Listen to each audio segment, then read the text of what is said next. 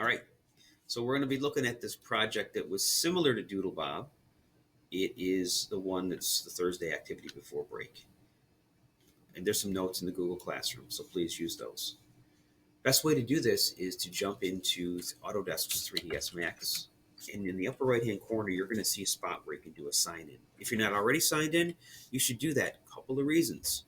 You actually have access to some cloud storage for 3ds Max, which will save you space on the machine here, and or you can access it from a different location. If you do not already have an Autodesk ID, you won't be able to log in with it until you create one. So I believe here is something that says GP instructor, and that is the sign-on that I'm using. So you'll see an option here to explore your purchase options, manage your license, sign out, etc.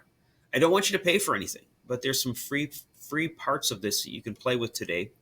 You can save your work, but you won't be able to download, quote, generate your character, and you won't be able to use it in other systems just yet. But that doesn't mean this won't be an interesting activity for you. So here's what we're going to do is I'm going to come in here. If you're not signed in, I'll do a sign out just to demonstrate by using Google is what I do. So you'll use your own. So the corner I'm talking about is up here. And I've just clicked on sign in up here, and I've done my ID password. You'll probably see the word create. I may even have an image in the Google Doc that kind of talks about that. So when you go to do that, you'll put in your Tech Campus one. You're going to do the create account, and then make sure you use your Tech Campus ID credentials. I'd use the same password.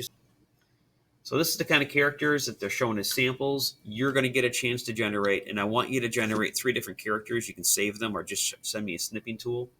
First one I want you to generate is somebody who looks like they could be a member of your family, cousin, distant cousin.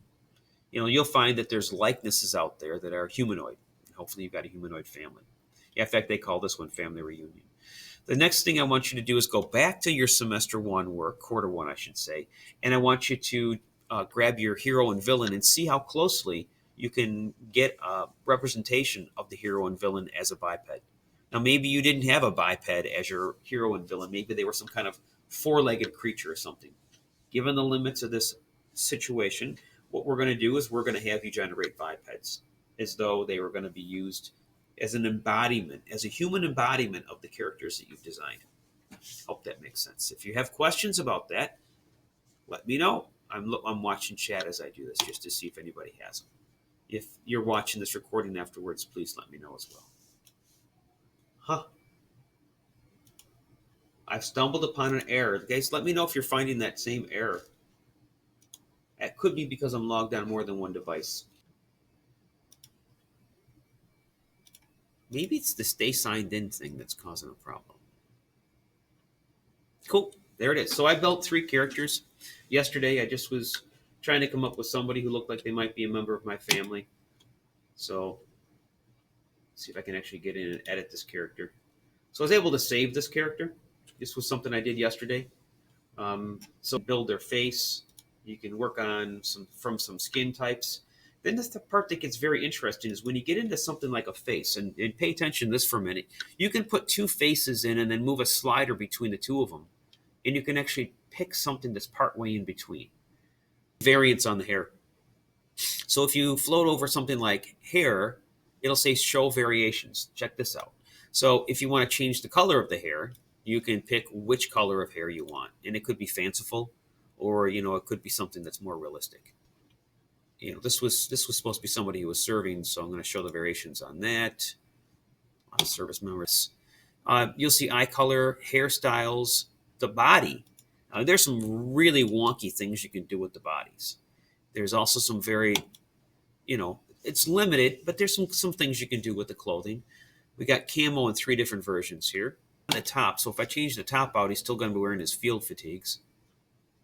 And then I'll have to switch over to pants here and then find a matching pair there. So this should be a relaxing activity for you. It's 0 risk, really. I just want you to go through, give me snipping tools that show me what you got done. Footwear, I think, is a separate area. So yep, right over there. That's so create 3 characters and show me a snipping tool. By the way, you can rotate these characters around if you're interested. You can adjust their back, their legs. They're all going to be in a T pose for educational. So let me know if you find something. I'm going to stop recording the main thing because I've given you the general overview. When you're done with one of these characters, I know that you need to find the finish button in the lower right-hand corner. You can name them or do a save as, basically. I'm going to do an overwrite on this one, so it's the same character. And I'm back to my character designs. A design is different than, well, I got 2 guides. That would not have been a good idea. I probably should have called it guide 2. And then I did a total of 3 characters. Played around with them. It takes a little bit of time to get used to them, but I think it's interesting. So you're going to be turned loose to go do this activity. Let me know what questions you have. I'll be online all day.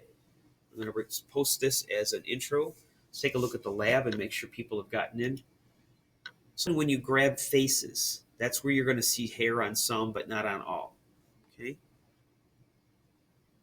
Wrap up this YouTube video thing. Just a quick review, quick recap. You want to sign into Autodesk, and once you're signed in, which you can see up in this corner over here that I'm logged in, yours will have your name, your email. You're going to go and get into character designs. You're going to create new characters, which is the plus sign up here, and you're going to follow along a process which is outlined in a video I've attached to the assignment today. You can just watch the video if you can't get in. Now, the problem we've seen is people get an error message the first time they try to connect. And then when they try more than once, they get in and they can actually use the tool.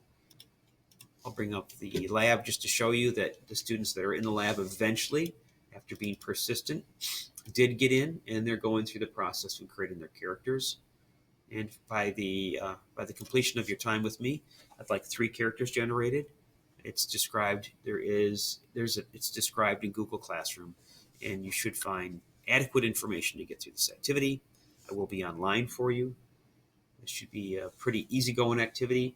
I know that there's limitations to what we're doing here, but make the most of it. Okay?